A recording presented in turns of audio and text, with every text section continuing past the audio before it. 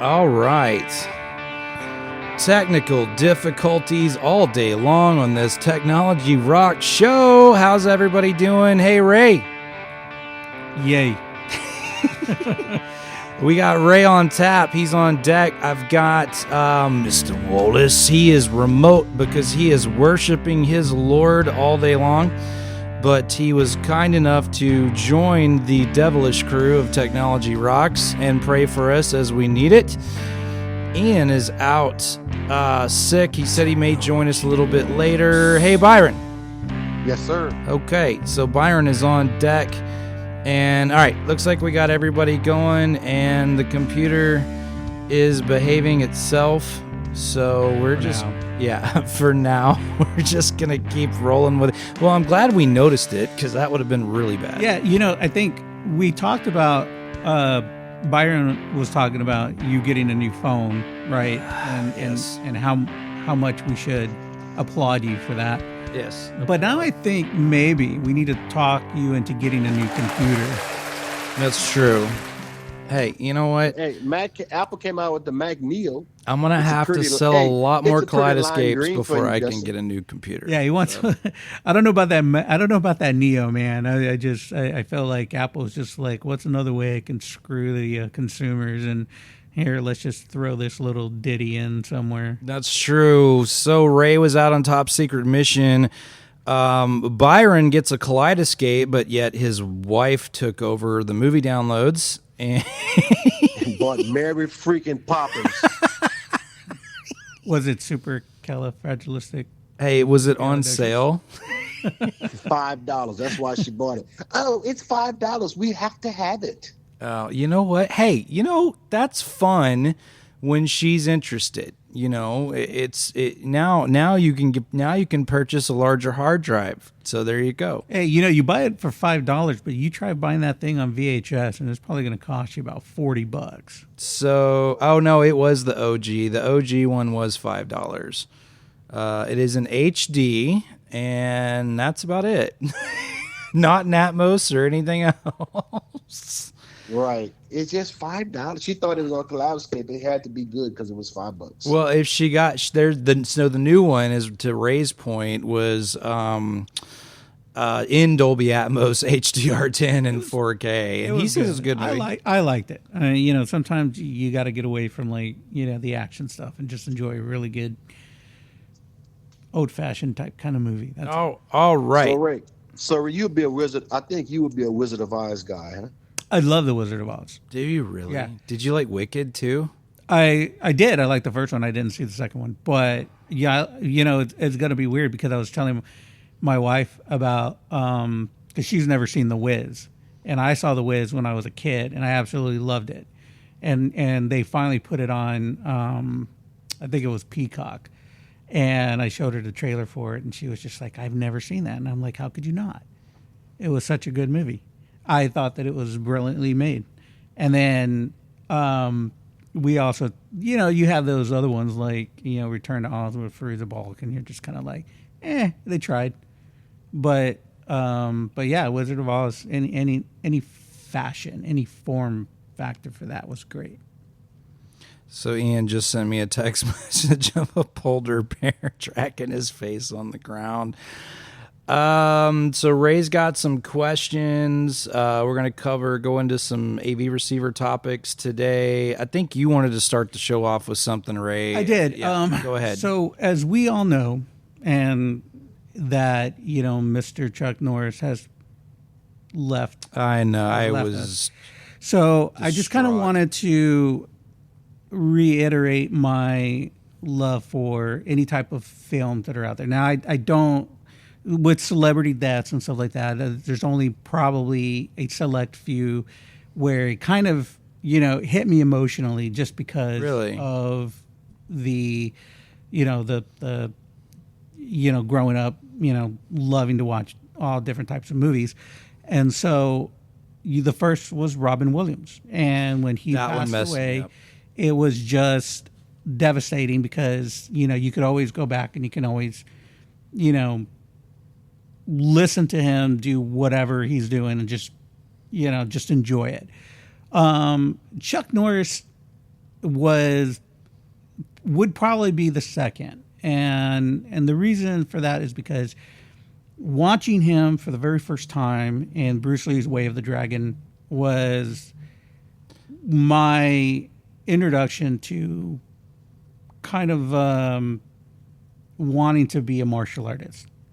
Did I ever practice it? I mean, I did, but not. It wasn't to an extent where I knew that this was going to be something that was just going to make me like a superstar or anything. And so I think that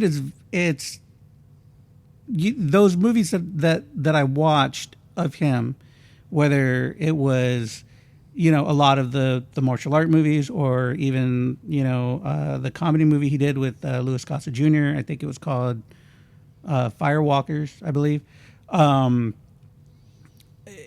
You become attached to certain actors, right? Like, I know we've had this conversation before where, these actors are, they're just people that you enjoy watching on screen. With Chuck Norris, to me, I absolutely loved watching those movies. The Octagon, right? Sidekicks, Delta Force, yeah. Mission in Action. He had a cameo in one of the Expendables movies. I think it was number 2 or number 3, one of them, which was great. Even bad movies are good movies, right? So. Enter the Dragon, or you can't, or not Dragon. It was Way of the Dragon. Way of the Dragon with Bruce Lee. Which was the Bruce Lee one. Yeah. And for me, it was, a way to get away. And people say, well, how do you, why do you feel like, you feel bad that this person has passed away, whatever, but, you don't know them. There's no emotional attachment to them. But that, to me, it has nothing to do with the person as far as knowing them. Because you're right, I don't know how this person was in real life, and I care not to know. But the thing is that, like, these guys, what they're putting on screen and what you enjoy watching, it brings a sense of emotion that why movies need to be enjoyed for what they are, right? Like, you can enjoy a horribly bad movie and just be like, okay, well, I'm never going to watch that again. For example, Zardoz. If you guys don't know what Zardoz is, it's a Sean Connery movie that he made after his first James Bond film. That was another one that was hard. Sean Connery. It was Sean Connery, yeah, but I mean, self-defense. I think it wasn't as hard for me as Robin Williams, and then for Chuck Norris. Yeah. I want people to understand, not really to understand, I want people to realize, like, that when you're going to a movie, they may or may not have an effect on you for what you're watching or how it brings out a type of emotion in you, right? Because, for me, watching Star Wars for the first time on the big screen was just like, wow, this is incredible. Or watching, throw anything out there, right? Yep. Top Gun, Indiana Jones, Top Gun, Jaws. Indiana Jones. These movies, they bring such enjoyment, and they brought a lot of enjoyment to me. I never thought, like, being in this industry, it wasn't my first choice. This wasn't what I wanted to do as a career, but it turned into it. Yeah. And I don't have any regrets of where it's at because of watching people like Chuck Norris and Robin Williams. And, I think Chuck hit in a different way because even off the screen, he was one of the very few actors that wasn't involved in scandal. He wasn't involved in extramarital type of things like most actors fall into. He was charitable. He was amazing with kids. There's a friend of ours that runs Karate of the Woodlands. He studied under Chuck Norris, knew him very well, and just, and he's his age. He's still teaching karate now. He's in his 80s and he's still teaching. And the fun reality about what he was is, and they say don't meet your heroes, but that would be one I would have wanted to meet, because he just, anytime you heard a story about him, it was it was never rude or abrasive, or even the funny dealings between him and Bruce Lee. There was rumor that they hated each other, and that wasn't true at all. Right. Yeah. They highly respected one another, and 86 years old, and he had gone out to Hawaii to visit his mother, and his mother was in Hawaii. He went out to visit his mother, and then he ended up dying in Hawaii. And it was the story that I've heard thus far. I don't know what he died of, or if he just had a stroke, or if he was suffering from something, but not quite sure there. Yeah. So it goes back to, we talk a lot about, obviously the technology in home cinemas and theaters and, what's out there. But, I think watching any type of movie that kind of gives you the feels is, it's what they do and what we try to do to make those experiences even more. Oh, absolutely. It's very symbiotic. And, but, going and going into the theater, whoever you enjoy watching on the big screen and things that tend to kind of, set a tone of what you like and what you don't like, or whatever it is. I just think that, these people, they are human, obviously. And, we just enjoy what they do as actors and actresses, or, it's their craft, and like it, hate it, love it or not, it's a form of not just entertainment, but it's a form of art, regardless of what it is. There's Right. art in everything that we do. But I just wanted to kind of reiterate that, because it does, mean something, when you go and you get kind of influenced by things that are out there, whether it's watching, movies and being inspired to be a filmmaker or a writer, or a tech guy, somebody who loves to do audio or video, or, whatever it is.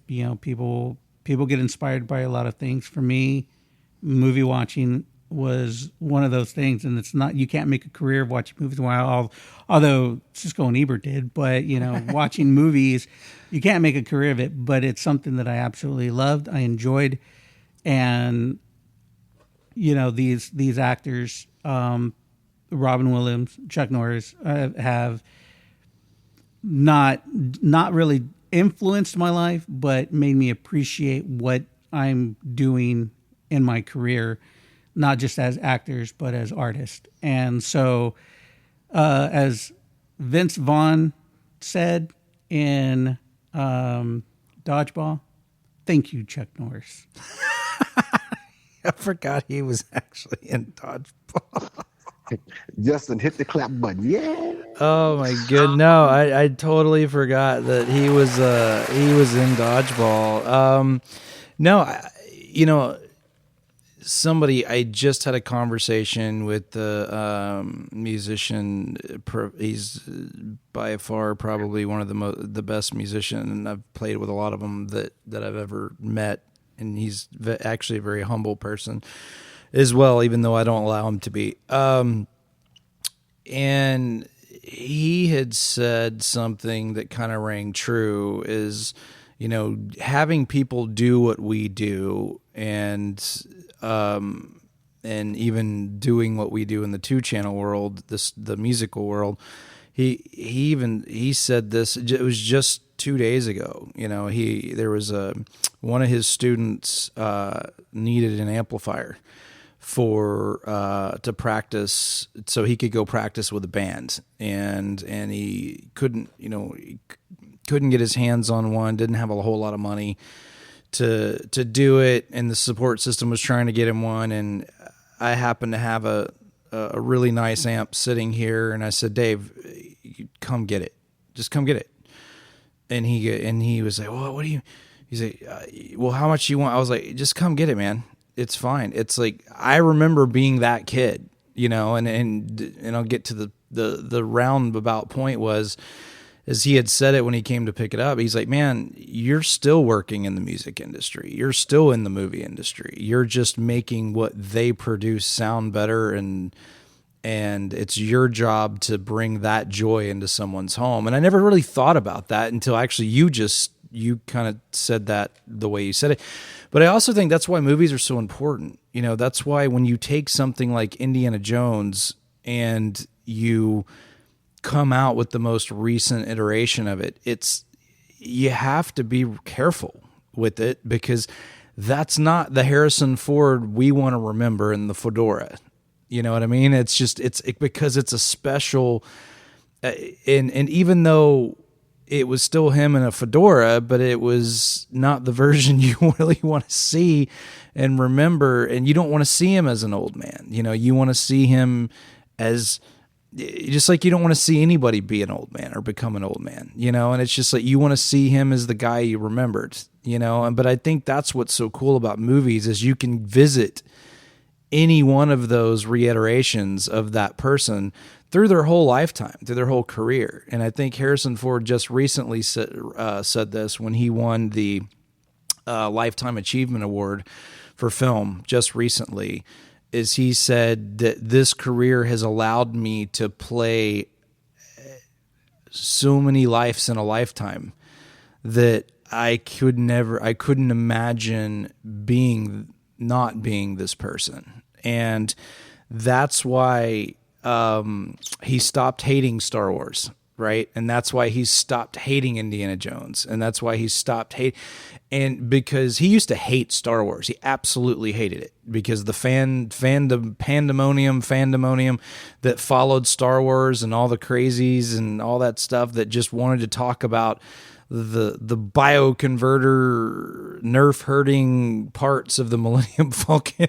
He's like, hey bro, I just hit a button and pulled a lever. You know, it's like, I don't know that I'm not a pilot, you know? And so, but he had to digest that in his younger years. And then now he's in his twilight years.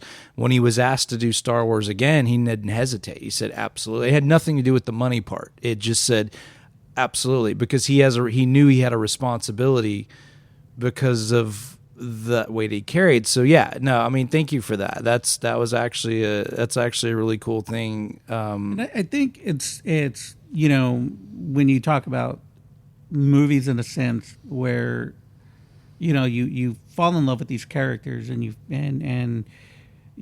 continuously want them to be, and you talk about Harrison Ford, and you talk about Star Wars, and you know, when you look at Han Solo, and you're just like, he is Han Solo, but it shouldn't take away from anybody else who plays that character, because you got to remember that it's the character that you fell in love with, not the actor. Or if it's the actor that you fell in love with, then you're always going to have the, you know, in that role, you're always going to have problems with anything that comes out, and you're not going to enjoy the movies. And that brings me to the point that, you know, where I originally started, was that, you know, watching movies with Chuck Norris, and starting off with Way of the Dragon. And, you know, was it, you know, a great movie?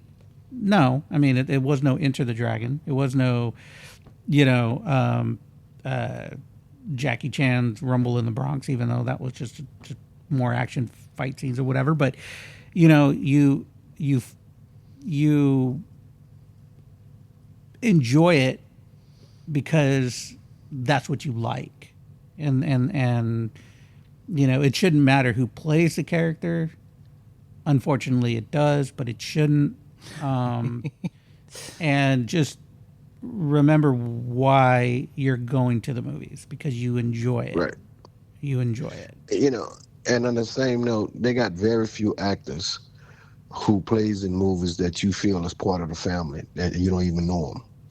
And I think Chuck was one of those people. You could relate to him very well, and never met him a day in your life. And I think Denzel is another one. Denzel Washington, yeah, no, absolutely. Yeah, Chuck actually lived in Friendswood.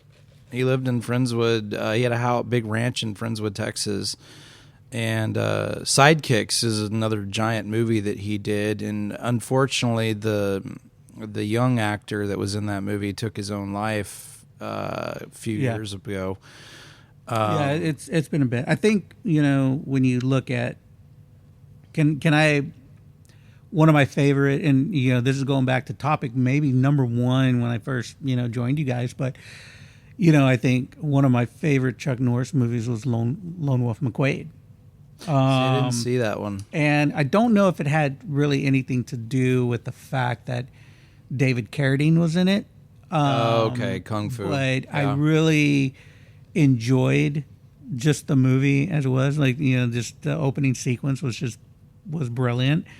So I can't, other than that, I can't really pinpoint a lot of the best Chuck Norris movies. I mean, I love The Octagon. I thought that was really good, and I could watch. He was in a lot of. He was a bad. He was a bad boy when he can do karate and martial arts and cowboy boots. Oh yeah. Oh, absolutely. No, yeah. No. He was in a lot of.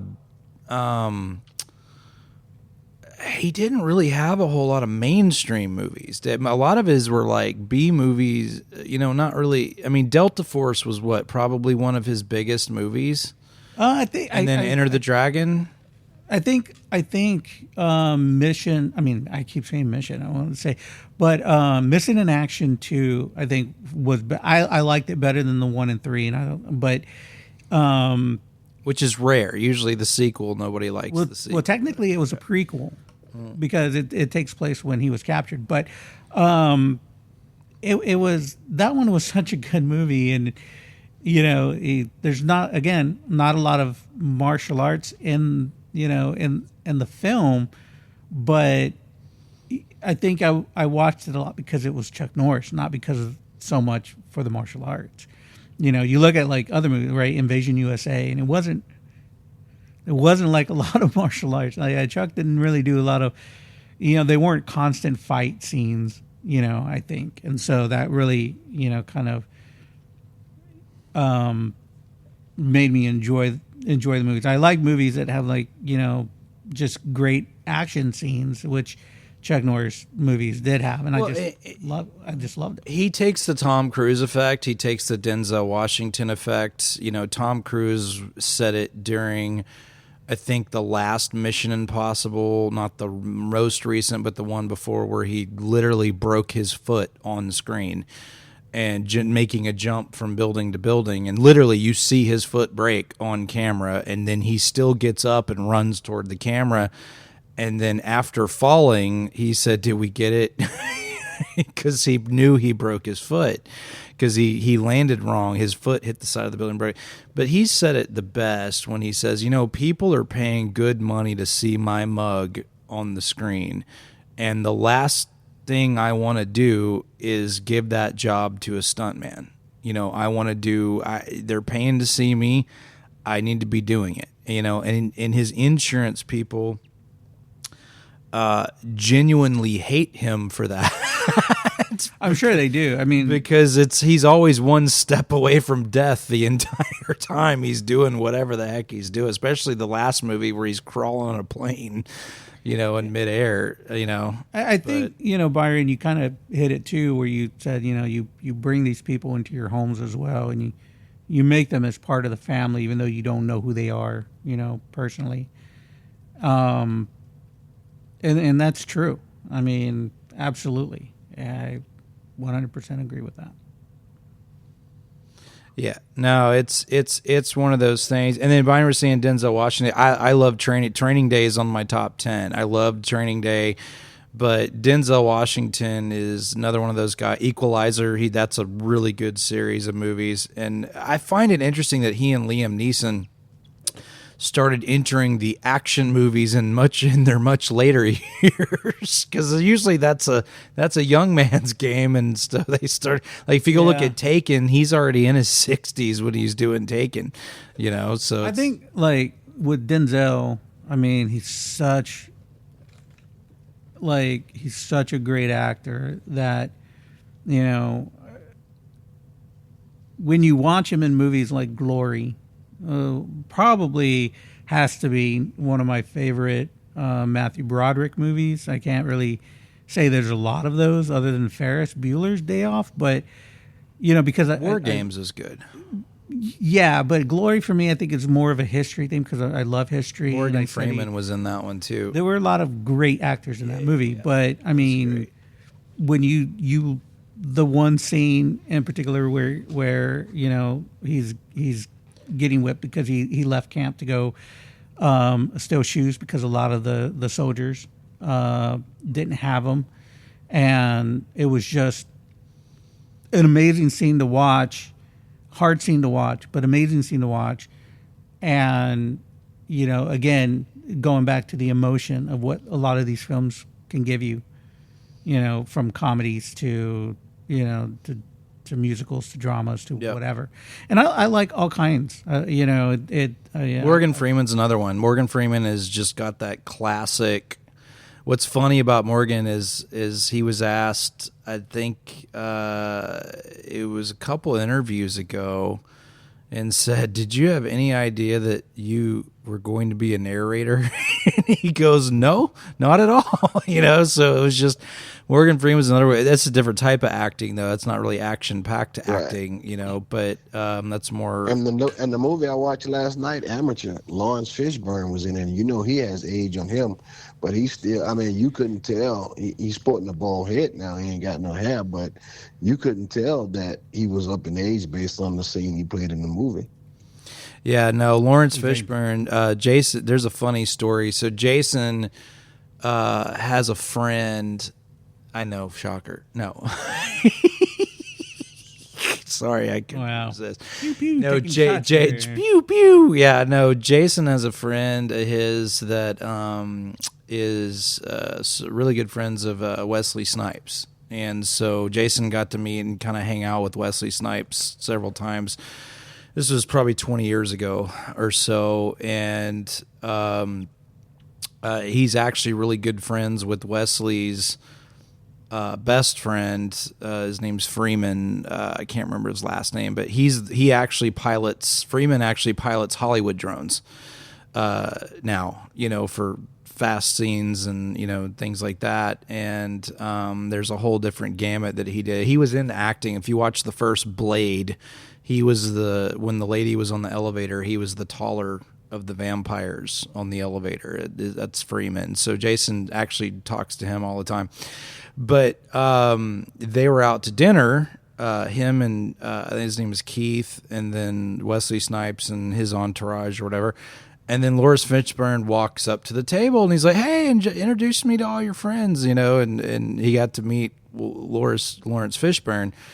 And Jason had said that is a massive man. Like he does not look big on screen, but he is a massive individual. Like his hands were like a boxer's hands. He is a big dude for sure. The George Foreman touch.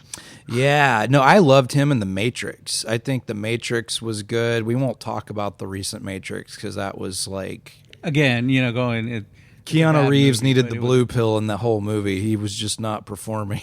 Yeah, I don't know. I mean, I thought it was a little bit weird, but I enjoyed it.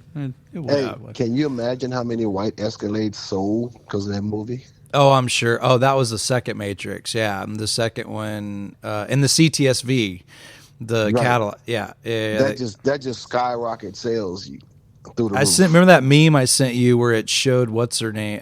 Showed Trinity on the back of the motorcycle, and I said, "Hey man, I don't remember seeing that scene of Trinity on the back of the motorcycle." And he said, "No man, that one wasn't in the movie because somebody had enhanced like her rear end on the back of the motorcycle." Oh my god, people. Yeah, no, and I said it to Byron, and I said, "Hey, man, what version of The Matrix were these people watching?" So, yeah. You know how many times I swung my arms around trying to beat the Matrix until I threw my goddamn shoulder out.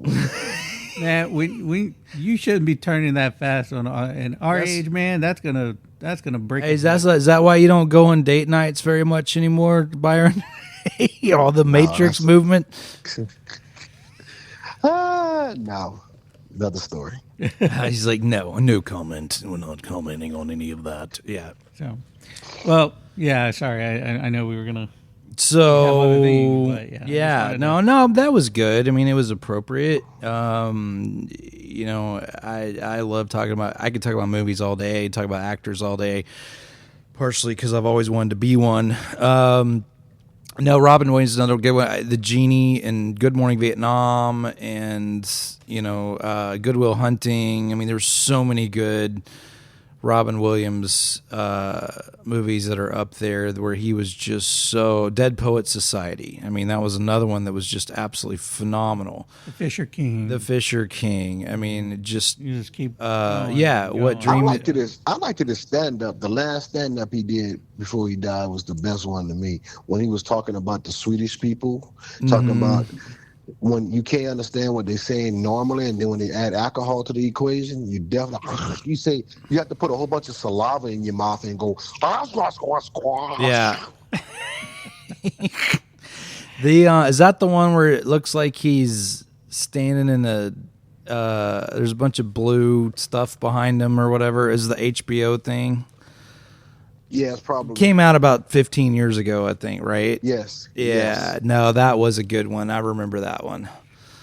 And every time I see, because I work with a lot of people from all over the world, and every time I see someone from Sweden, that just pops in my mind, and I get a whole bunch of saliva in my mouth and get ready to talk to these people. And I'm like, what are you doing? You don't have to do that until they get drunk. Now you got to start drinking on the job. All right. So we covered Chuck Norris and movies. Going into, I've got an AV receiver topic I want to get into, but I think Ray had some questions. Justin, before you get to Ray first, I got to let him know. Justin's sucking me into another center channel. Just want you to know. I'm not doing nothing, man. You asked me. No. I will be happy if you move your damn back couch off the wall. That's where I'll be happy. So, a Pyramid Founder Center channel. Paradigm Founder I was waiting to go see if he was going to catch it. Do you need an extra center channel? No, his center channel's just little. Oh, It's Bigger is better. well, size matters. size That's doesn't what she matter. said. It's knowing how they use it. That's what all. she said. Not to me. No, sorry. Hey, she ain't never say size doesn't matter. So That's okay, honey. It's cute. Yeah. No. That's pretty. That's so pretty. You so birdie. Yeah. So, Byron, do you have Ray's questions in front of you? I have a question. I have the questions in front of me. Oh, right okay. here, but, Uh-oh. the first question is, what is the difference between time delay and speaker level gain? These are all good questions. So for me, when we look at delays, we're looking at the delay between your high frequency, your mid frequency, your low frequency, and where it hits in the room, right? So there's two ways that I can go about as far as when you're kind of EQing an auditorium. Again, I speak on a general auditorium. This does not have to do with my current position with IMAX, but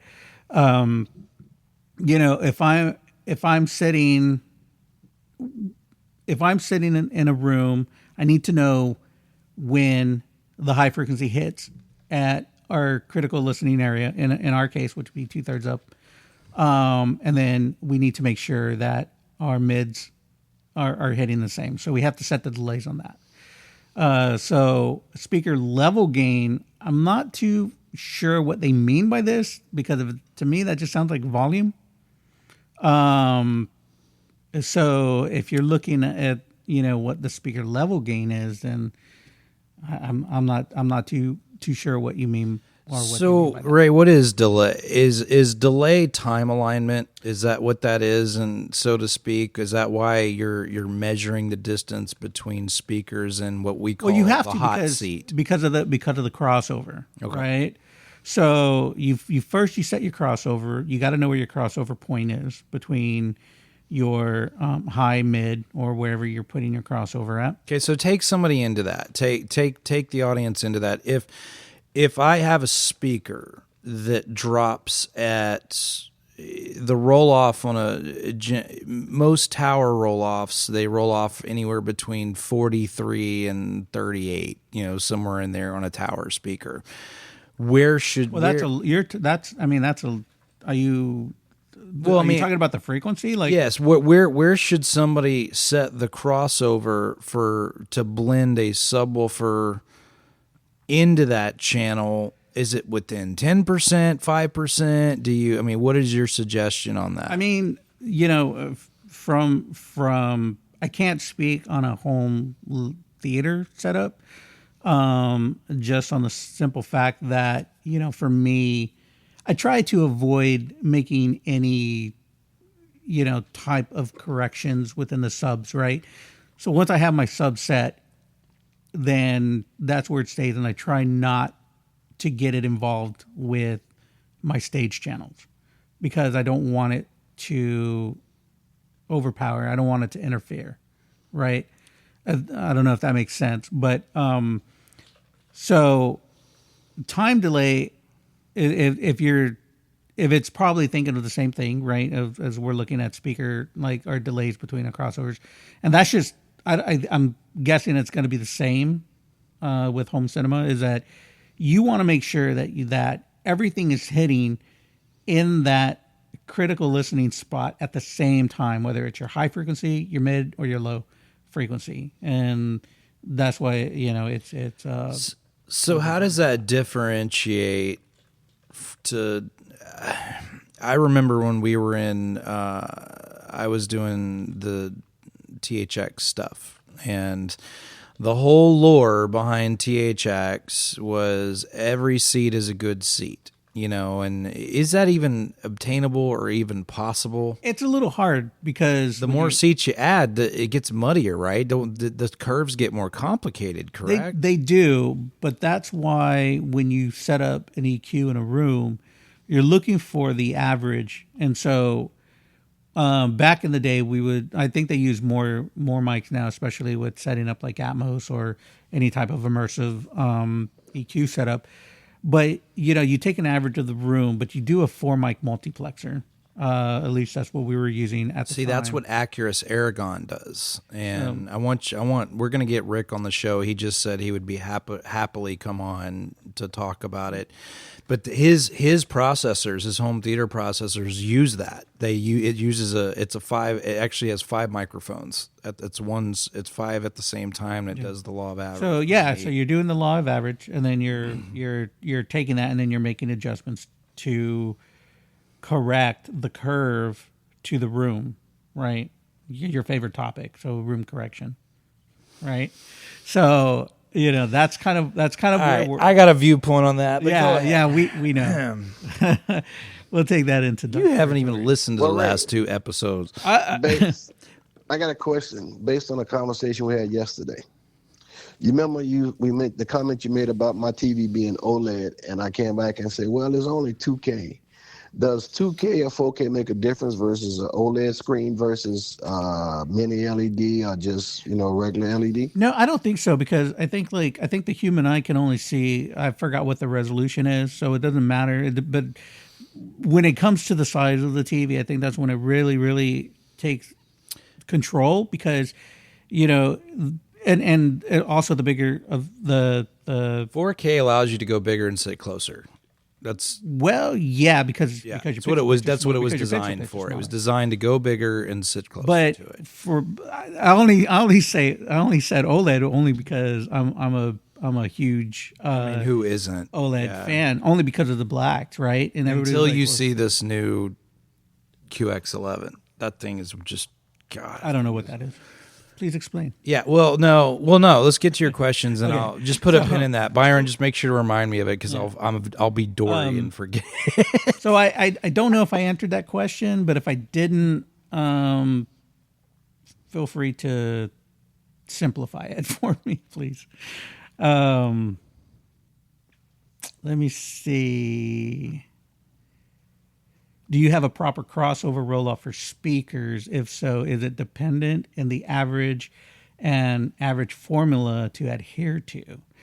Again, going back, to cinema, for my crossover roll-off, that's all going to depend. You guys put everything at 80, don't you? For what? For the most part? Surrounds and front? No, you don't. Okay. No.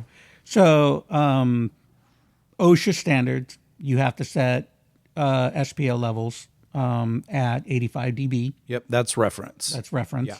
Do not exceed. Do not exceed 85 dB. But the human ear can withstand 90 dB up to an hour continuous pink noise or continuous white noise, whatever noise you want to use. In the cinema, we use pink noise because of the bands that it picks up for EQ in the room. The crossover is because they're not together as far as your speaker goes, because your high frequencies are always going to be separated from your mid-range and mid-range from your low end, right? So if you're biamping or if you're triamping, whatever setup you have, you got to look at the cut sheet for that speaker in order to see where your crossover is, because the roll-off is going to be noticeable, and that's kind of where you don't want a gap between it and where the sub kicks in. Yeah. No, absolutely. So there's no really there's no proper crossover roll off unless I guess it's depending on the speaker that you get. So some speakers might roll off at 300, some might roll off at 4, some might roll off at 200 or 120. It all depends on that and the room and where you're and that's why speaker angle and placement and room delay kind of goes into effect as well. Again, my opinions. So, what was your question? So you're allowed to, you're allowed to have an. That's how I kind of see it. Do you have a speaker preference, towers or in walls? How would you build your room? This is a great question because, even though I'm a simplified guy when it comes to my own home theater, I've always said I hate in-wall speakers. I am a huge, I am against it entirely. And I'm about to contradict myself right here. Okay, so maybe 98% I'm against in-wall speakers. And the reason why is because I like to have control over what I'm doing in the room. Mm-hmm. And you can't move an in-wall speaker. You cannot move an in-wall speaker, although, and this is where the caveat we know that, comes Justin. Yes, yeah. No, I know. Yeah, no, I want to move in-wall speakers, but no. Now, there are certain, if I'm doing height channels, I believe it makes it a little bit easier to do in-wall, or in this case, in-ceiling, height channels because of the dispersion and the type of speaker that you get. Right. So if I'm doing 4 ceiling height speakers, I believe, and correct me if I'm wrong on this, Justin, but they do make angled in-wall ceiling. They do. They have they do make an in ceiling with a 30-degree pitch. It would be, and that's exactly where I would put in the front. Yep. With a 30-degree pitch. Which is what we did in the Beast. And if you want to do 6, I'd go straight down in the middle, and then in the back, I'd use the other. Just angle. Down firing, yeah. Or no, you would use angle or down firing? I would use, on the back, I would use angled just for dispersion, but I wouldn't put them, I would put them more at an angle, not at an angle. I would put them to where the angle of the speaker is coming into the room, more at a, I would maybe a 25-degree angle going into the. So it just gives you more flexibility. You're in wall, you're limited, and then surface mount, on the ceiling, which are getting harder and harder to find now. You have a little bit of a pitch and yaw adjustment to where you can toe them in or camber them in or camber them out a little bit, forward, back. With that, I wouldn't do, if I can get speakers and mount on the ceiling, if I am making a theater room, I wouldn't put in-wall in anything. Yeah. Everything would be to where I can make my adjustments. See, and then, I'm gonna contradict you for a do minute. room correction. Justin Yeah, loves so- Justin loves to cut in wall speakers. So he no, loves to cut in wall speakers. absolutely hate to cut in wall speakers. But I'm going to contradict you for a minute.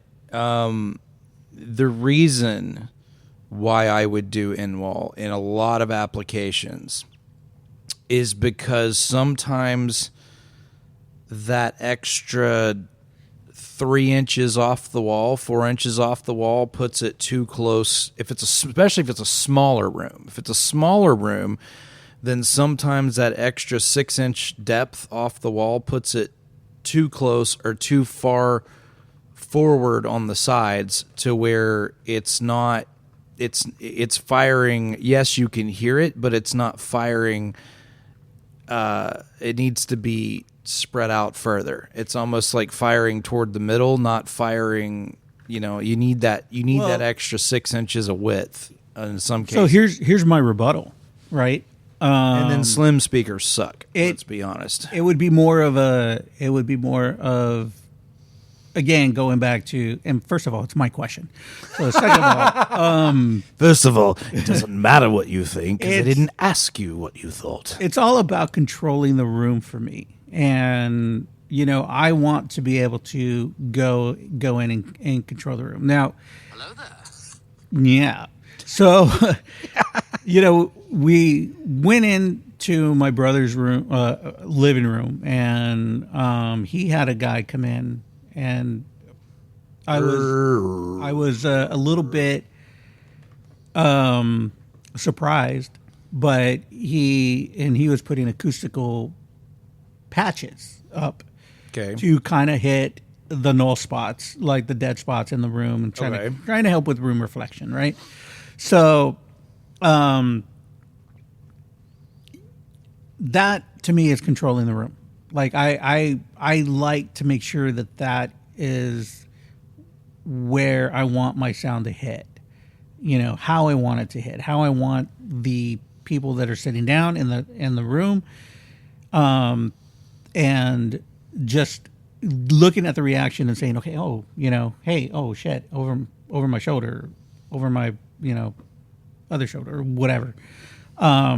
So that's kind of why I like it. And again, going back to in ceiling, you can make a point for both, but me personally don't like them. Well, to me, there's a compromise. You're compromising something when you make something thinner and put it in the wall. There are a few brands that are an exception to this rule. Like somebody like JBL Synthesis, somebody like Crix, somebody like Monitor Audio, Dyn Audio has a really good one. Totem has a really good. I mean, there's some of these guys are making oversized in-wall speakers, and it's the same as the reason why they have these giant back boxes. Paradigm's another one. They have these giant back boxes in there. It's basically creating the effect of an on-wall without having the aesthetic of an on-wall. Yeah, and so what an on-wall does that I do enjoy, to your point, is you can make an adjustment. It's like, oh, that needs to go up a little bit to the right, or that needs to come back a little bit, but which you can't do with an in-wall. Right, so. And I don't like towers. I think they're ugly. I think they're the ugliest things ever made. Period. My brother had some old Nautilus B&Ws, and I was like, the conch shell ones, yeah, or the Nautilus 8s? I can't tell you because I'm not a big fan, but I know that they were the Nautilus. They look like a seashell? Yeah. So really? Yeah, and I mean, this was years and years ago, and I looked at him and I was like, dude, don't tell me you paid more than like $400 for those, because those are. He probably paid about, now you know what those are worth now? A couple $100,000. A couple $100,000, yeah. He probably still has them. They're somewhere. All fiberglass. They're nuts. I like in-wall speakers because it gives you the true cinema movie theater feel. But we don't put our speakers in wall. What? Our speakers are not in wall. No, they're on They wall. look like it. No, they're not. They're actually really big. There's a really good company that you need to look into, Ray, called Procilla. Procilla, I think that would be totally your jam. Yeah. Giant on-wall speakers, giant front sound stages that go behind the screen. I mean, I would put. I think unfortunately, QSC has gotten out of the industry on our end as far as stuff. But I believe, Really? Yeah, there's a company called MIT. They took over. I think they took over their speaker amp stuff, if I'm not mistaken. I could be wrong on that, but I mean, they were top notch. Like it just the way that they are, and they had some small speakers that you could use, and we had this conversation a couple of years ago during they were COVID. the Q6. They were very small SL6 speakers, or SL8 something, but they were great, and they were great for home theaters. Yep. They weren't expensive either. They were not. No, they were like $400. Yeah, a pop. between $400 to $600. If you wanted the 6-inch, it was like $4. If you wanted the 8, it was like $650 or something. So it was. But you yeah, could build so a whole system for a couple grand or a few grand. Yeah, I'm not a fan of towers. Although I mean, you do have some in the shop that are pretty sweet, but I wouldn't put them in my room. Hey, them Paradigm Powers that he got, that's like $4,000 a set. Well, let me rephrase the tower thing. Okay, yeah, those, but I would definitely put them in my house if they were a gift. Hello there. Hint, hint. So, somebody asked about where's it at? Subwoofers. Is there a proper formula for calculating subwoofers and room size as far as distance and delays? Yeah, I have an answer to that question. Yeah, you can go ahead and answer that because I do think there is. I like a nice count of subwoofers. You do. You want 15 subwoofers for every surround speaker. I think that's the way to do it. So there is a proper way to do it. There is a proper calculation for it. If you're asking me for my opinion, I don't go by calculations. This is how I have mine. This is how my ideal setup would be. As it would definitely be a 0.2, and I would and I would only keep depending on the size. So you would only do 2 subs? I would only do 2 subs. Seriously? Well, depending on the room How size. boring it has is to that? depend on the room size because we had this conversation.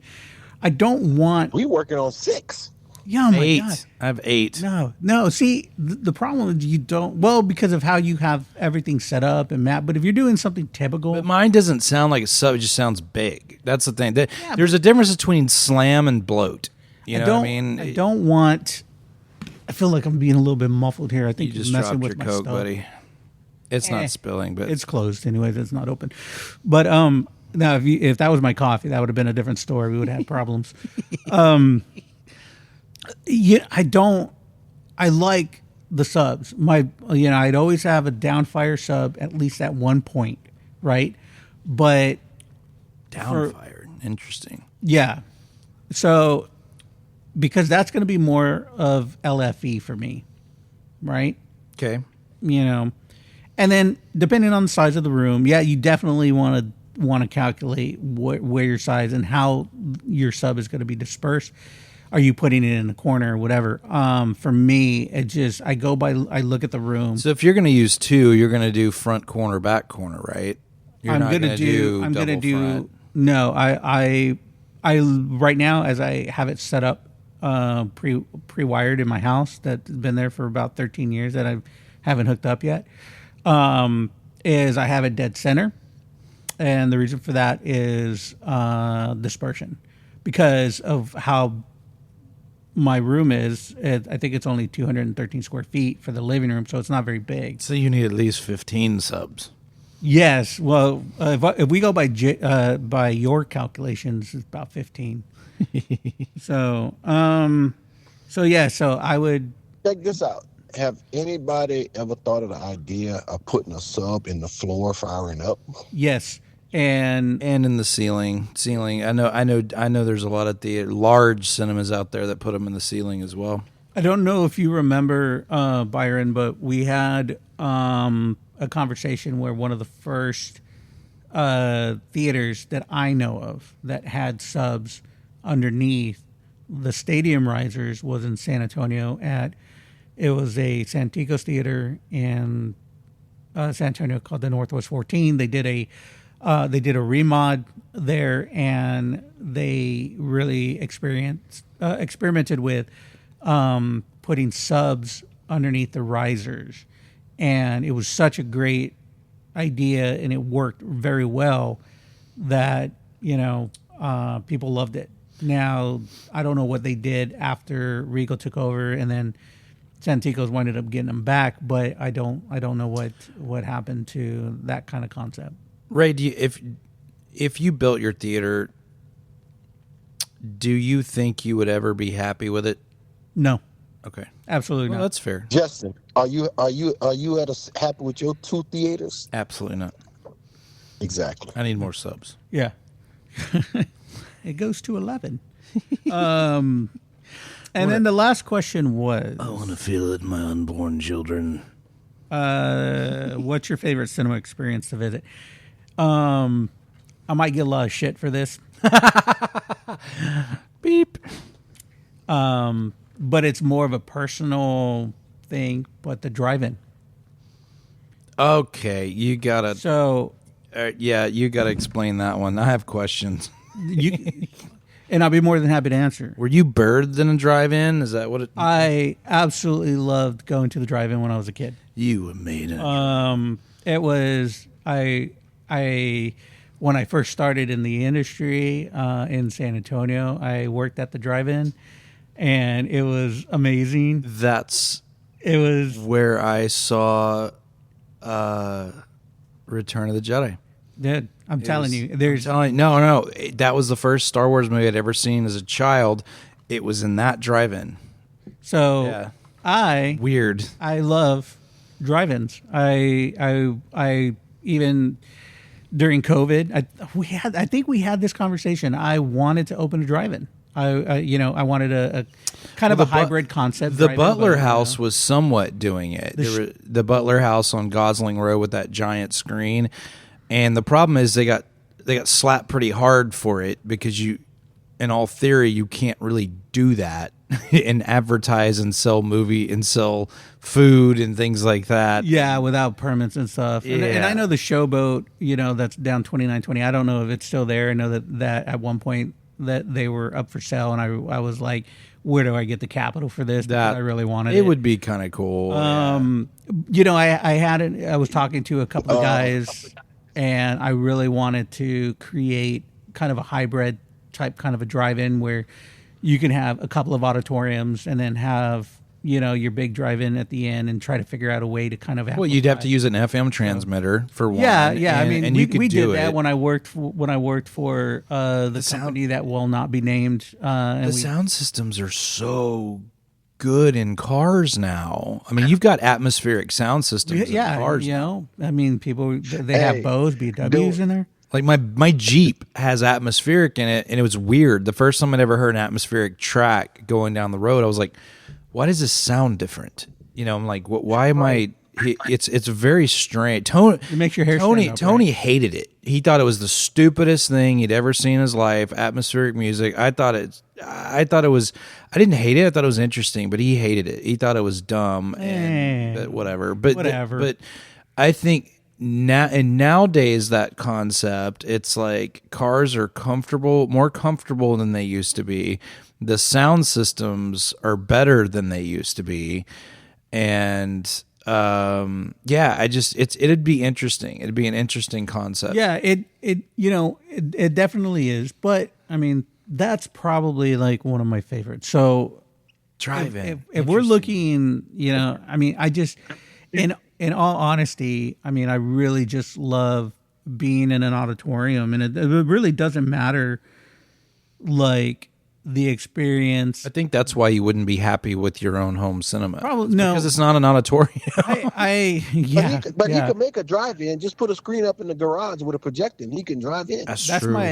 That's my launch monitor. There's a area. cinema. I think I showed you this one, didn't I? Called The One. They nicknamed it The One, and it would seat like it's in L.A. somewhere. Did I show you that one? No. And they I don't think so. They walked into it, and it was just massive. I mean, it was. I want to say the screen was 35 feet tall, and it just. Then again, it was an auditorium. It's basically like your small auditorium at the place that we won't mention the name of. No free advertisement. Yeah, it's true. Yeah, no, not at all. And it was very similar to your small auditorium. But it was in a home in L.A. Yeah, I mean, that's just. And it was Synthesis. It was, of course. Yeah, no, it was. It was JB. The problem was, the interesting part about that, because I asked Dan about that, and Dan goes, well, here's the he was like, here's the issue with that cinema. He said, the problem with that particular room, because it was so massive, he said that we could not use standard Synthesis product. We had to use commercial product, but put our Synthesis parts in a commercial product because it had to have the throw and have everything else. It's gonna come. I mean, you like when you're EQing an auditorium, you have to have surround delays set. Oh yeah. No, because if you don't have those delays set, it's just going to sound like trash. This was 150 channels, I think, or 100. It was massive. I think Atmos. What is Atmos? What's the max? 254. I thought on Atmos. Discrete audio tracks on the Atmos stuff. Well, yeah, I mean they have to be because that's what Atmos. I mean is. there were 360 discrete bullet tracks in the beaches of Normandy Saving Private Ryan. Yeah, I mean it was just I mean it just shows you how much they actually effort these guys are actually putting into movies. These guys that these audio engineers that I just had the pleasure of meeting some. Are just amazing and just masters at their craft, and it's That's what I said about you last week. You just didn't listen to the episode. I did listen to the episode. You listened to that part. I did listen to that part. I did. I heard that. Thank you. And I recorded it. I wish. And that's my ringtone. So every time Justin calls me, then hello there. So Hey Ray, I'm pretty sure Ian will let you borrow his 1080 Pi projector to hang that sheet on in your garage, so you can have a perfectly the good old Mitsubishi days. 1080, man. Good old what is that? That's the new 720. Yeah. I'm gonna cap this question off by saying that I do love PLFs. PLFs are premium large format screens, and those are the ones that everybody is putting out. What was the question?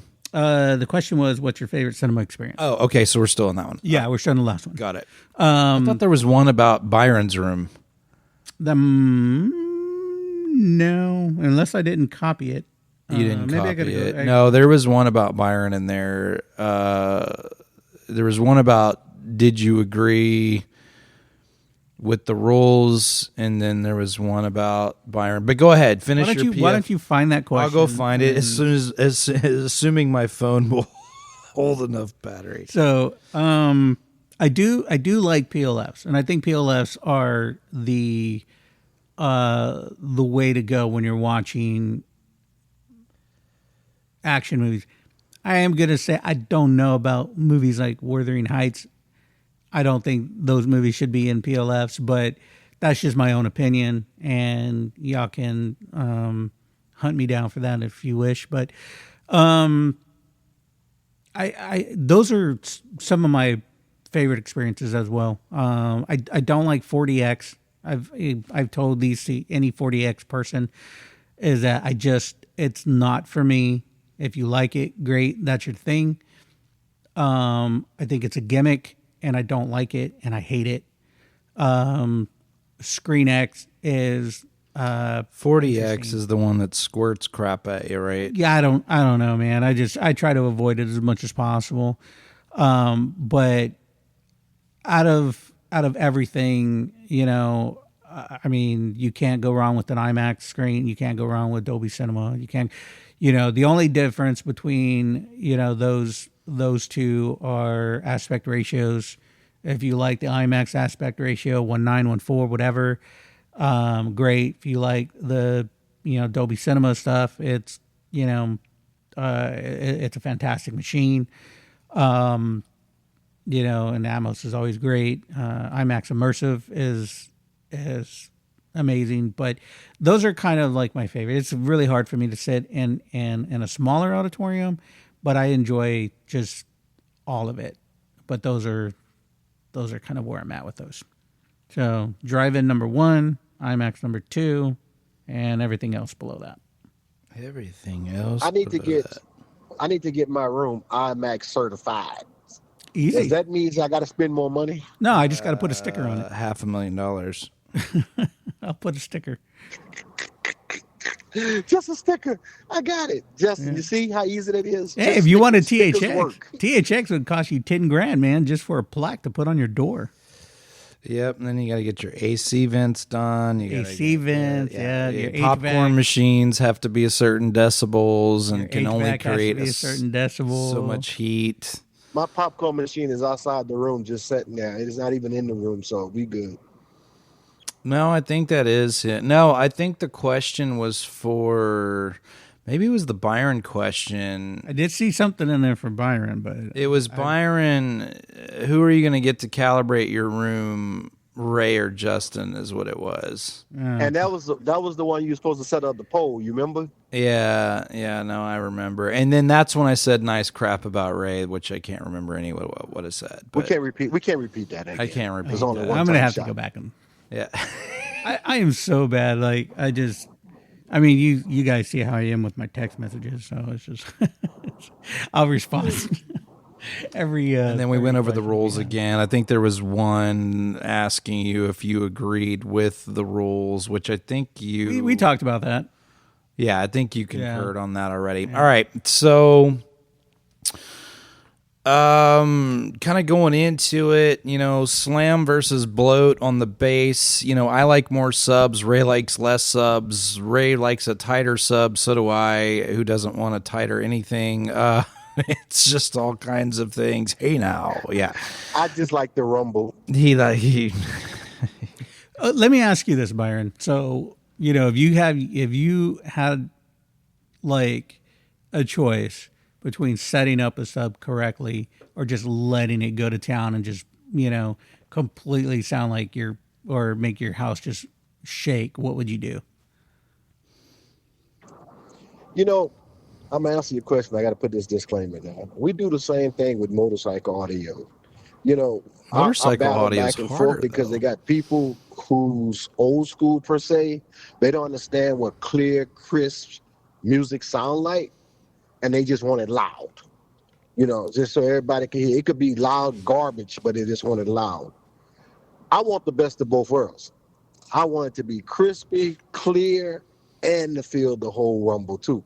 So when you say set up correctly, if set up correctly is crispy, clear, but I don't feel the rumble, then I'd have to lead to the rumble side. Because I need to feel like when I first saw Top Gun Maverick and the freaking afterburners of the jet was going off and making my heart inside my shirt rumble, then I was like, oh, I got to repeat that over and over and over again. Yeah, and that's the thing. You will fill that with a correctly set up sub. So He's right. And the thing is that like you want to be we had this discussion earlier in the room. We were watching Spider-Man, and the subs were good. They weren't overpowering too much in the front, and so you want to be able to still feel that nice low end, get the rumble and stuff like that, but you don't want it to be where the characters are sitting there talking, but you can't hear what they're saying because you got too much sub going through, and it's just kind of muddying out everything else. And so you want that kind of a smooth, kind of. You want the entire picture. You want the whole picture. So when I'm just going to use Ready Player One for example, when you use the first racing scene, First Day Challenge, I think is the name of the scene on Kaleidescape. The bridge slams, it's boom, you know, and then all the cars take off. You hear Bigfoot go by. You hear, and I'll play this one for you when we're done with the show, right? You'll see what I'm talking about when Dan came out and kind of did his magic on it. When I had set it up, the bass was phenomenal. I mean, it was moving your hair back. It was doing all kinds of things. But there's a scene in that shot where they are talking in the truck and the DeLorean, and the truck and the DeLorean, and you can hear it audibly, but it was a strain to hear it audibly because of all the things around them. And you can take that one of two ways. If you and I are standing on a effing aircraft carrier and trying to have a conversation, then I can't hear I probably am not going to be able to hear what you're saying very well. So that makes it a little bit more accurate than the other, right? But that's not how the movie is mixed. The way they actually mix the movie is you should be able to hear that dialogue crystal clear no matter what's going on around them. And a lot of what was happening was there was a lot of bloat from the low frequency channels and being crossed over at high pass and all the other things that it just wasn't quite dialed in yet. And so after Dan's calibration, it was way more upfront and present, and because he took a lot of the bloat out, and I went back and added just a little bit more warmth to it, and I think that's the delicate balance on it, you know. And because to me, if you take too much of the bass out, it creates this fatiguing, overly hot on your highs and mids, and because it's just too intense, and you're trying to turn it up more to get that bass. And I like a little less effort on the bass, but without compromising the highs and the mids, if that makes sense. It does, but you also need to have the right speaker, right? Mm-hmm. On the type of speaker, right, that, I mean, because believe it or not, there are people that love a hotter high, sure, high frequency. Yeah, Klipsch is one of those speakers that it's just woof. I don't know if it's just because of my. I'll try to get a little closer to the mic, but I don't know if it's just because that it's, you know, it's just me. I don't like. I like it to be able to kind of, you know, give you a good sense of overall, like, full range. Right, like I don't want my highs to be sounding, you don't want to sound like a tin can or whatever, and so you don't want to sound like this all the time, you know. Yeah, so it's a delicate balance. We try to throw away, you know, ribbon drivers because they are, and the ones that I've experienced are hot and they're just too much, I think. Right. Well, and compression drivers and horns are the same way, but they have a purpose. The reason why you guys use a horn in an auditorium, well, yeah, you have to.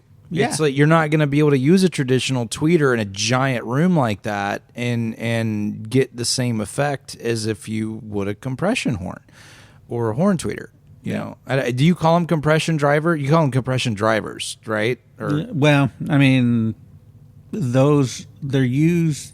There's no driver on there. It's just the voice coil, the magnet, and a diaphragm. Okay. Yeah.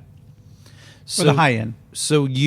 But yeah, no, in an auditorium it totally makes sense. If you take that type of speaker and put it in a small room, you're gonna have to do some serious tweaking so it doesn't melt your face off, because absolutely, you got to tame the beast there. Yeah. You know, I think if you're in a small room, and we're gonna go back to the question with the in walls, right? Like if you're in a smaller room. You know, I can see where that could be a plus of putting in-wall speakers in. Personal preference, I wouldn't do it, but I'm not gonna make fun of you for putting them in either. So here's what I'll say on room, because I've gotten a not in public anyway. I've got, not to my face anyway. I've gotten a bad rap about rim correction, and in fact, I talked to Dan Jones last week, I think mid last week, and He put that belt to ass on you, didn't he? he about that? did, Yeah. as he listened to the show, and no, he thought I handled it really well. We weren't expecting the Ian question in the frame that it came across, and I think that's where I had to navigate. I should have just deleted it out of the show and said, okay, let's re-ask your question. But to me, that's not accurate, and here's what I'll say. I don't hate room correction. I hate room correction for the end user that doesn't know how to use room correction. Because to me, things like Dirac and Dirac bass control and dear golly, what does Trinov use? I just went blank on what Trinov uses. Anthem uses Arc. Trinov uses Room Perfect. No, Room Perfect is not Trinov. Room Perfect is Mac and Lindorf. What is it? Is it the Odyssey? No, it's not Odyssey. That's Odyssey. Odyssey is Denon Marantz, and it's a joke. But with all intent and purpose, I hate certain forms of that for an end user that does not know how to manipulate a sound curve. If you're a professional like Ray or me, and I'm learning into this. I am an expert, but I am by no means Dan Jones, or Ray Garcia. No, don't put me in that category. So, I mean, go ahead. The Dan is factory trained and eats it, sleeps it, breathes it, understands frequency, understands the kilohertz and hertz, and speaks a whole different scientific level, because that's what his job is for Harman. That's what he does. He is the main guy for that does, I don't know if he does commercial cinemas or not. I know he does. He flies all over the country for larger residential and high-end residential cinemas. That is a service that JBL Synthesis offers for JBL Synthesis cinemas. So what I'll say is this. I hate it for the end user that doesn't understand the science. Because to me, for instance, if Byron, not that Byron doesn't understand EQ curves and things like that. He's got a lot of questions. He's a newbie to the home theater world and has phenomenal questions and just loves it. And we love him, and that's great. But we tolerate him. But anyway, but what I'll say... That's what she said. Yes, it is what she said. We'll tolerate him, yes. No, every day. Every freaking day. No.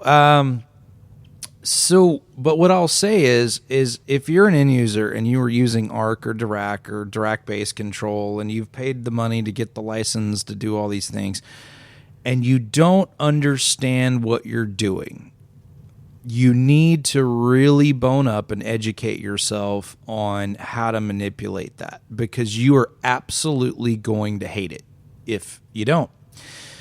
And it's not because it's a bad product. It's because the way it manipulates your speakers, it is designed to go back and modify after the fact. It shows you your imperfections, and then you kind of go sweep in and out of those imperfections with a good, nice little curve, and you don't want to just leave it flat. And if you go set it and forget it and leave it flat, it's going to sound like horse crap. You're not going to like it. And that is why I say that I hate it for the end user, not necessarily hate it in general. I think what JBL has done with their bass mapping is brilliant. I've seen it in action.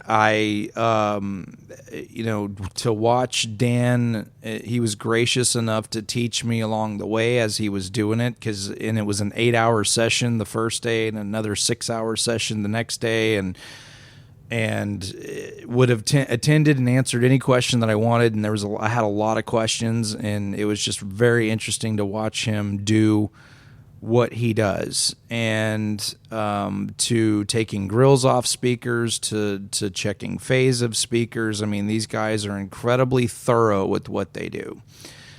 And the way he maps the bass is phenomenal. It's unlike anything I've ever seen. And Odyssey doesn't do this. Accu EQ doesn't do this. Yamaha's Yapo doesn't do this. Sony's Room Correct doesn't do this. SRS, I think, is what they call it. And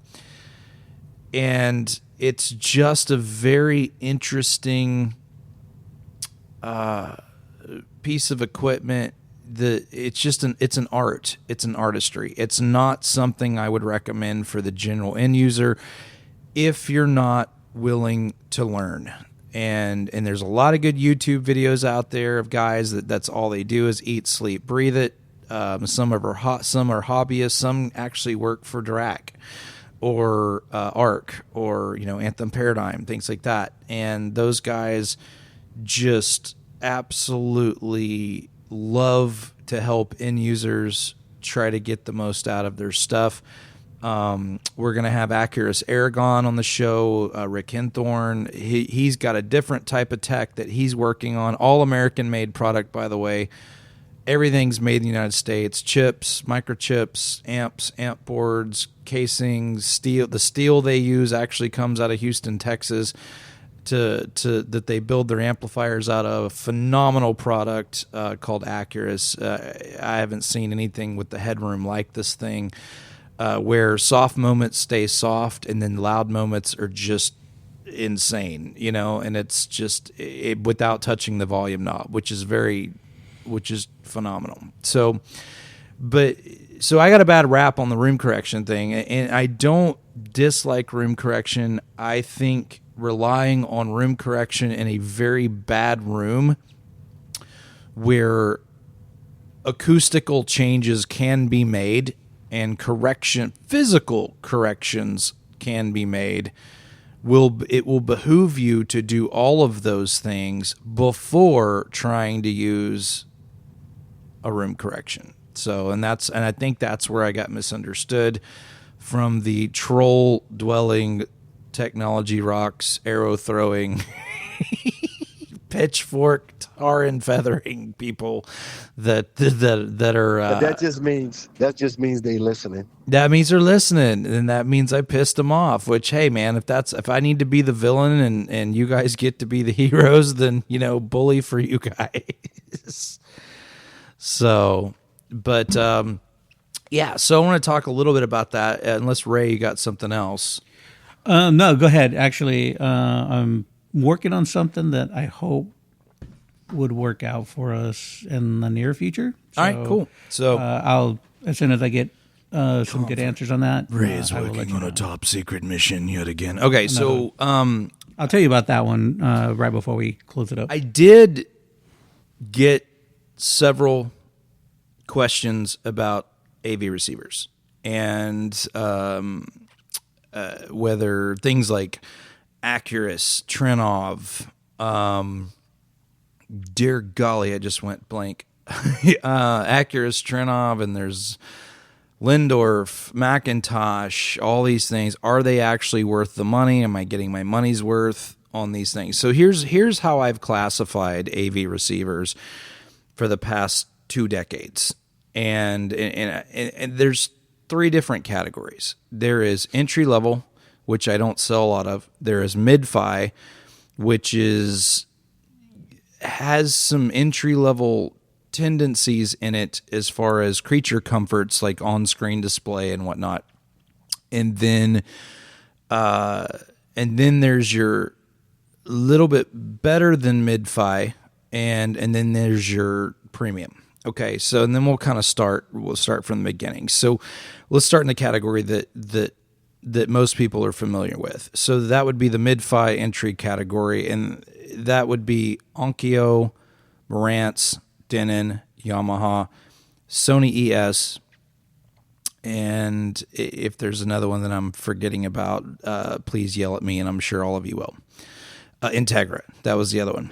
And then you go into what I call the mid-fi category. So the mid-fi category would be NAD, Arcam, Anthem.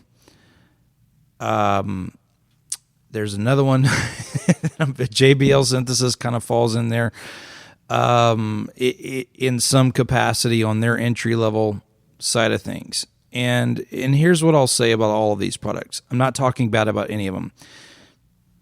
I'm just saying if you're a typical end user and you like the on-screen display and the creature comforts of a standard AVR experience, stick with the mid-fi realm. Stick with your Onkyos, your Denons, your Marantzes, your Integras, your Yamahas, your Sonys, because that will be familiar territory to you. And they're easy to modify, they're easy to manipulate, they're easy to make changes. However, they all have limitations. Now, Dirac somewhat screwed that up recently because, and I'm not saying they screw anything up, don't throw the arrows. I'm just saying you can now use Dirac for Onkyo, Integra, and I think some Marantz, and then some of the higher-end Denon now, which actually broadens the freeway a little bit for EQ and control and getting into your curves. Used to, those only had what was called Odyssey or Accu EQ, which you did your room sweep. That's all you got. You can go in there and change your levels a little bit if you want to mess with that. And that was it. That's all you had. So now that's somewhat pliable and starting to change.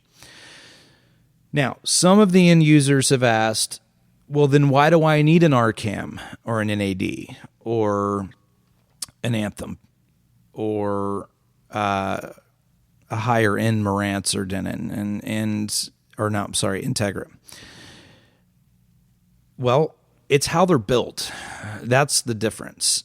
So no, you don't get the on-screen displays and the warm and fuzzy feelings and the explanations that tell you what everything's doing. And there's a little bit of a setup curve with the RCAM, the Anthem, and the NADs. I'm just going to leave Integra and all that out of that for a minute, just because there's not a warm and fuzzy feeling with that product. And that's why they get returned a lot, because people pay a lot of money for it. They use Dirac. They don't go manipulate the curve. They don't like the sound. They can't figure out how to make it sound right. And then they go back to square one and they say, well, this thing's a piece of junk. It's not a piece of junk. Okay. What you get when you go with one of those boutique style of receivers is you get performance, blunt force trauma, as Byron has now discovered, because he went with a Marantz, a higher end Marantz. They're incredibly underpowered for what he's trying to do. And in fact, Byron, you had an Integra, correct? Yep, I sure did. Yeah, so he had the network card went out in it though. Yeah, so he had an Integra, had a Surge, and we covered that last week on our last show. But he had an Integra 8 series, and it was a tank, and he liked it, and he had headroom. There's a lot of things to it. And then we were in the middle of projects, and he needed a quick and dirty because his receiver went out, and so he went with the Marantz Cinema 50, and plugged it right into his system. And he called me, he said, Justin, I have no headroom on this thing. Like, I have no power on this thing. And there's a general census of a lot of these brands that started focusing on 9 channels and 11 channels and 15 channels and all these amount of channels, that by the time you start hooking speakers up to all these channels, the way that power is dispersed, you're getting very little power to your speakers, meaning you've got to give it way more gas than you used to. Common saying, they don't make them like they used to. So, but when you go with a brand like Anthem or NAD or RCAM, you're getting pound for pound performance. You are getting an all-channel driven specification. You are getting a no fuzzy math. They'll tell you, hey, you got 7 speakers hooked up to it. This is what all 7's getting. You got 9 speakers hooked up. This is what all 9 are getting. So they don't try to screw around with the 150 watt times blah, blah, blah, 11 channels, da, da, da, da. When in little parentheses it says 2 channels driven. Anthem, you'll never see that. Arcam, you'll never see that. NAD, you'll never see that. That's why I love about those brands. However, there is a learning curve. And if you're willing to jump off the bridge a little bit, learn some stuff about your toys that you want to beat the snot of on the daily, then, in my opinion, they're amazing at what they do. So, where do you go from there? So once you've gone into that territory, what's better than that? Well, you have JBL Synthesis, you have Trinov, you have Acurus, you have Storm Audio. That was the one I was trying to think of, Storm. And then you have Macintosh. So I'm going to do you a favor, and I'm going to tell you to completely ignore Macintosh. Yes, I said it out loud. I don't care. They hate me anyway. It's fine. Nah. So the Lindorf. There's Lindorf is another one. So no love lost there, is it? No. Then there's reasons for it, but I won't get into politics there. So Macintosh is basically branded Marantz. Unless you get into the highest tier of Macintosh, it is a rebadged Marantz processor. Unless you want your stuff to match, there's no reason to pay more for it. I'm sorry. Yes, I said it on air. No, I don't give 2 rats that I said it on air, but it's the truth. Go ask them. You can pop the chassis off the top. You'll see Marantz on the board. I've done it. So come at me, bro. Don't care. Now, the highest tier of Macintosh isn't actually made by Macintosh. It's actually made by a company called Steinway Lindorf, which, yes, it's the same Steinway as you're thinking of, Steinway pianos. Don't know why they jumped into the AV processor world. Not sure, but they did. And they use something called Room Perfect. Room Perfect technology is, some people love it, think it's the best thing since sliced bread.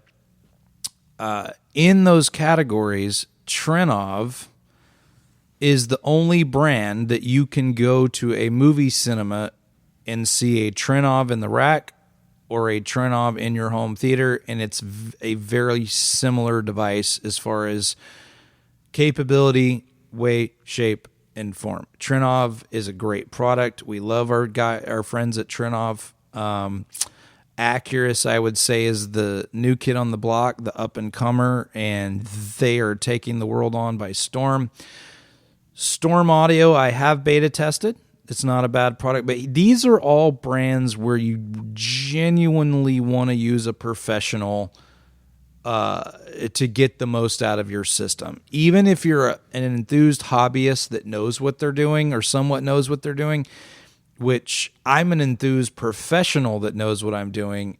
And I looked at Dave Dorsey with JBL and I said, I've never met Dan. It sounds great. You think it sounds great. The guy from IMAX came here and said it sounded great. What more can Dan do? Like, I've been through the ins and outs of everything on this. Well, there's a back door, and I hadn't been through the ins and outs of all of it. And again, there are things that a pro that knows the ins and out or getting trained in the ins and outs of it, which I am trained in Trinov.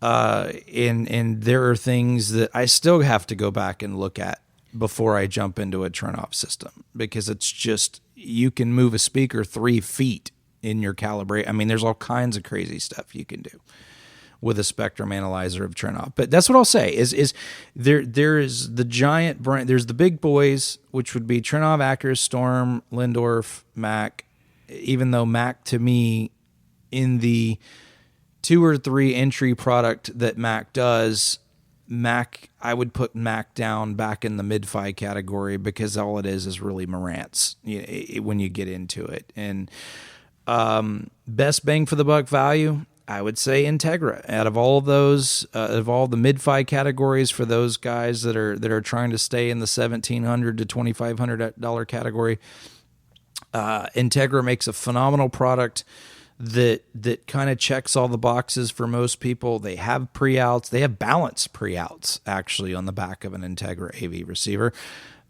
which is rare. Most of the time, you got to get into the preamp world to get balanced anything. So a lot of fun stuff. But if you're going into mid-fi, there's a lot of fun choices out there. You know, the JBL stuff. You know, when you start getting into active bass management, or not active bass management, but that's Trenoff. Bass mapping. There's so many cool things you can do with the bass mapping, like mapping them to channels and certain things, which Ray doesn't like a whole lot. But now that he's heard it, he may like it. I don't know. He may enjoy it. I think that's a good thing about, like, you know, what we do, and because you're constantly learning from different things here and there, and you know, it's one of the reasons why, you know, I love what I do, because I'm constantly learning. Right. Yeah, And absolutely. So, you know, you can pick up stuff from anywhere. Like, you know, I talk to a bunch of buddies of mine. I give them my thoughts, and they're like, "Oh yeah, absolutely." But, you know, have you tried this? And if I haven't tried it, then I'll try it and then see if it works. And if it does, great. So that's the beauty of what we do, because everybody knows little tricks and they give you the tips on what they do and how they do it, and it's amazing. Yeah, no, and that's why guys out there like Ray and like Dan and, like, you know, Rick Henthorn he's another just tweak gearhead. And again, we'll have him on the show. It's not going to be one of those, oh, he wants to come on the show but doesn't come on the show because of corporate things. Corporate boxes and things like that we have to check off. I know Kaleidescape's still coming on the show. We're just trying to get schedules time aligned for that particular event. He wants to do more of an event thing, which we're reinitiating the Kaleidescape Challenge. This year we'll do some social media blasts about the Kaleidescape Challenge. Byron took the challenge and lost. So what challenge was that? Kaleidescape. It's basically the A/B comparison, and you're like, dang it, I gotta have one. Tell him when he come to the show, we need movie purchase discount coupons. Movie purchase discount coupons. Yes. Yeah. No. He needs a movie AA meeting, man. He's got 2,500 movies and needs more storage. And I was like, geez, dude, there's meetings for that. My wife buying Mary Poppins. Well, you know, hey, it's Kaleidescape worthy. You know, that's what I'm saying. You know, hey, if your wife's excited about buying movies, that's actually a cool thing to me. Not because it was a great deal. Yeah, no, to me, that's cool to me, because I love that, and, you know, that makes it neat and fun. And I know, you know, and that happens a lot in certain families, and that's why I tell people not to share their Kaleidescape code. So one guy said that he gave his wife access to the app, and she downloaded 15 different movies in a span of an hour, and it was none of them that he wanted to watch. But that's okay.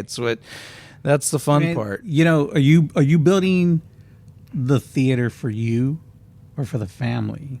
Well, true. That's the thing. Because if you're building it for you, then maybe they have to ask permission if they want to put a movie in there. I'm just saying. Yeah. Now that's going to get me into a lot of trouble. Oh. Hey, so look, Byron, move the sofa, Byron. Theater, I just control all the equipment and the sound. Just like I made an adjustment last night to switch the sound from multi-channel to Dolby Atmos, and she's going to tell me, I don't know what you did, but it looked more fuzzy now. So I didn't do nothing to the video. That was only the sound. Oh. Move the sofa, Byron. Everybody get. And what sofa were you sitting in? That's the most important part. But yeah, no, and that's what I was saying is on the AV receiver stuff. It really just depends on budgetary requirements. But when you start getting the mid-fi and above category, then I would definitely consult a professional and do some homework before you jump into that tier level. If you're not somebody that wants to get out a laptop every time they want to make a change to something, they want that on-screen display, they want that little bit of a handheld experience, then it may not be for you, and that's okay. There's nothing wrong with that. But if you're one of those that wants to see every little nook and cranny, you want to see EQ curves and modify things and whatnot, and you love that, then that's probably going to be your jam. But if you're jumping into something like a Trinov, then I would highly suggest, there's a lot of videos out there, a lot of trainings out there that I would suggest doing before you jump into that tier, just because last thing you want to do is spend about 18 grand and then find out, well, now it's like 20, and then find out that you get frustrated with it because you can't figure it out. Well, it's not an Onkyo. It's not a Marantz. It's not a Denon. You just got to remember, Trinov is like fine wine, man. You got to pair it with something good. Yeah, no, and you got to, it's in, some people want to use it. Some people try to use it for 2-channel. It's not a 2-channel product, guys. You can use it for 2-channel, but it is a mud stomping movie processor, and it is the best, one of the best out there. But there's a lot of good brands out there too, like the Accurus thing that I heard blew me away, and the dynamic headroom on this thing was just phenomenal. I've never seen anything like that in the industry. And Rick, as I told Rick, the Accurus Aragon experiences bar none, a special cocktail there that the guys at Indie Labs created, and they're also making subwoofers. But they're top secret. But no, they're working on some really, really fun stuff over there, and that we're excited to kind of check out and see what's going on over there. But yeah, no, it's just I don't think any one of us are against the room correction. I prefer a little warm tonality in comparison to all the snap crackle pop. I like a little bit of fire on it. So that's what it is. But yeah, no. But Byron's room's a different case because he has a larger room. It's more of a media room than a traditional theater shape wise because of how many couches he needs to move off the wall, and we'll go look at it. We'll go look at it. Telling you, come on down. Bring equipment when you come. There we go. Yeah. And yeah, maybe Ray will crawl to the attic this time around. So, no comment. Yeah. No, man.